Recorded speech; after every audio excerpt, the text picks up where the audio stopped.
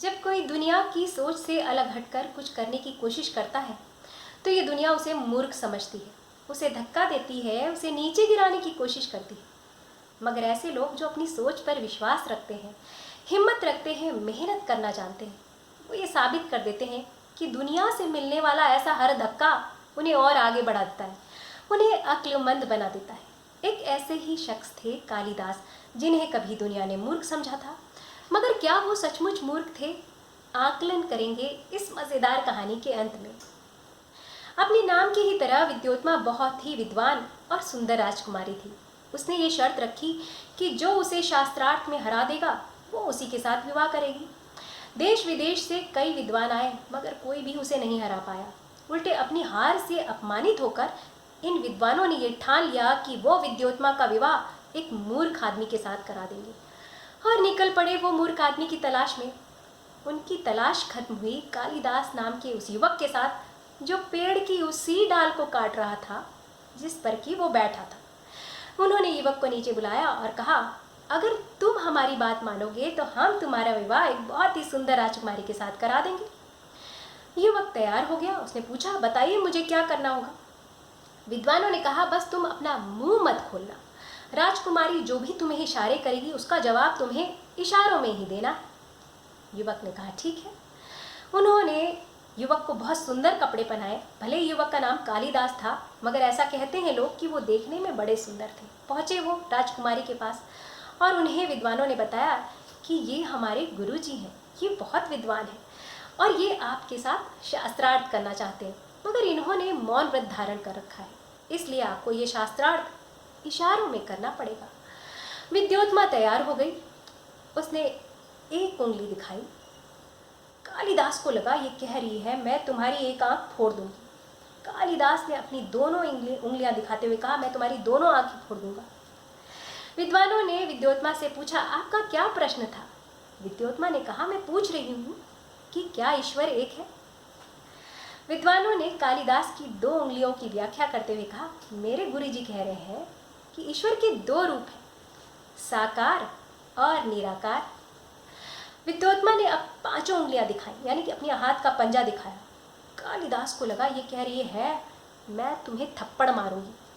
कालिदास ने अपनी मुट्ठी भींची और मुक्का दिखाते हुए ये कहने की कोशिश की कि मैं तुम्हें घूसा मारूंगा। विद्वानों ने विद्योत्मा से फिर पूछा, आपका क्या सवाल था? विद्योत्मा ने कहा, मैं पूछ रही हूँ कि अगर हमारी पांचों इंद्रियां हमें परेशान करें तो हमें क्या करना चाहिए? विद्वानों ने कहा, हमारे गुरुजी कह रहे हैं कि अगर हमारी पांचों इंद्रियां परेशान करें तो हमें उन्हें अपने मस्तिष्क से नियंत्रित करना चाहिए। विद्योत्मा ने अपनी हार मान ली और दोनों का विवाह हो गया। कुछ दिनों बाद जब वो अपने महल में बैठे थे तो उधर से एक ऊंट आते हुए दिखा। विद्योत्मा ने उसे देखते हुए कहा, अरे ये! कालिदास उत्तेजित हो गए, ये उतरा उतरा उतरा। उनके ये शब्द सुनकर विद्योत्मा को पता चल गया कि ये ऊंट शब्द को भी ठीक से उच्चारित नहीं कर पा रहा, ये गंवार है, ये पढ़ा लिखा नहीं। विद्योत्मा को बहुत गुस्सा आया। वो उसे घसीटते हुए ले गई महल से बाहर। उसने उन्हें धक्का दे दिया। इस धक्के से अपमानित होकर कालिदास ने ये प्रण लिया कि वो पढ़ेंगे लिखेंगे और विद्वान बनकर दिखाएंगे। वो काली के मंदिर में गए, वहाँ उनकी पूजा अर्चना की और निकल पड़े अध्ययन के लिए। कई वर्षों की कठिन तपस्या और मेहनत के बाद वो संस्कृत के बहुत बड़े विद्वान बने, कई ग्रंथों की रचना की और महाराज विक्रमादित्य के नवरत्नों में से एक कहलाए। तो ये कहानी सोचने पर मजबूर करती है कि क्या कालिदास मूर्ख थे? उन विद्वानों ने कालिदास के उस पेड़ की डाल को काटते समय रुककर ये देखने की कोशिश नहीं की कि क्या वाकई कालिदास को काटते काटते उसके साथ नीचे गिरते हैं। अक्सर मैंने म्यूनसिपैलिटी वालों को देखा है, जब वो पेड़ की डाल काटते हैं तो वहाँ पर पहले कट का निशान लगाते हैं गहरा, और फिर उसमें मोटी रस्सी का फंदा बांधते हैं और फिर नीचे उतरकर उसे खींच लेते हैं रस्सी से। डाल टूट कर नीचे आ जाती है। शायद कालिदास के मन में भी ऐसी ही कोई योजना रही हो। जब उन विद्वानों ने कालिदास से विद्योत्मा के पास जाकर शास्त्रार्थ करने के लिए कहा तो कालिदास तुरंत तैयार हो गए।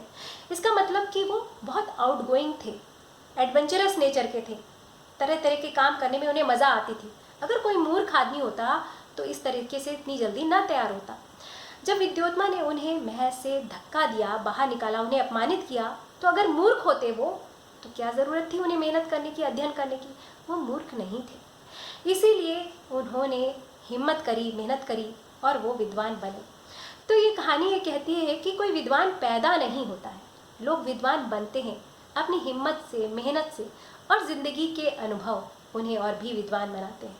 साथ ही ये कहानी एक बहुत ही अच्छी सीख देती है कि जो विवाह होता है वो एक समझौता होता है, इसे आपस में एक दूसरे को समझकर ही करना चाहिए। इसके लिए शर्त नहीं रखनी चाहिए कि कोई ये कर देगा तो हम उससे विवाह कर लेंगे, ऐसे में अक्सर फैसले गलत हो जाते हैं।